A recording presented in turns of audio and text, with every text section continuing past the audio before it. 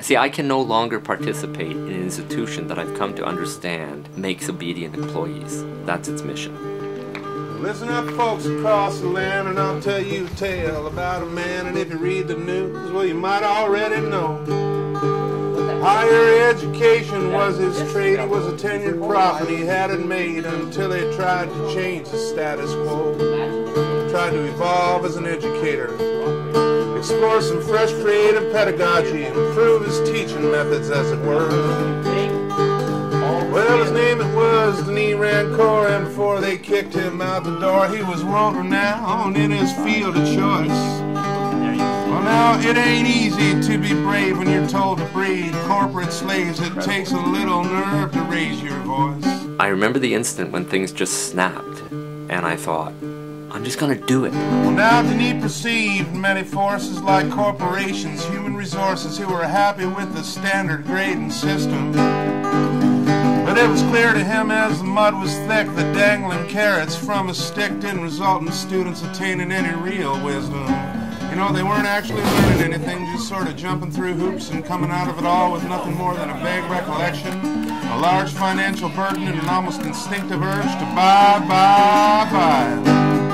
Well, now the good professor found some ways, like giving all his students A's and allowing them to have an equal role. I was thinking, oh, they could fire me for this.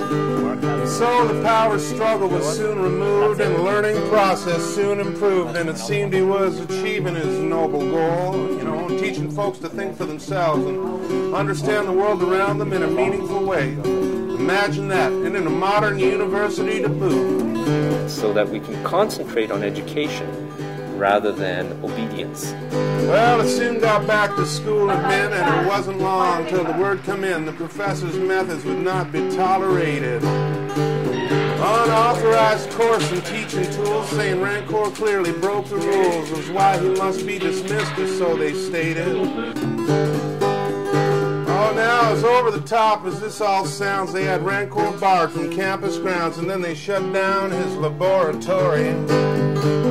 Oh, now, as strange as this here tale seems, they really went to those extremes, and it all made for a mighty disturbing story. You know, it kind of had the fragrance of fascist undertones, which you might call a totalitarian reek, sort of smelled like tyranny.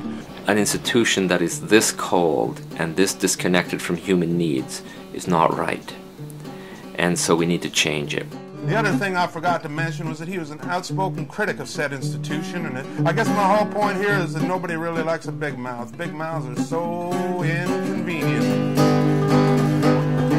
So let's wish the good professor well, and for some justice only time will tell when this whole big mess gets arbitrated.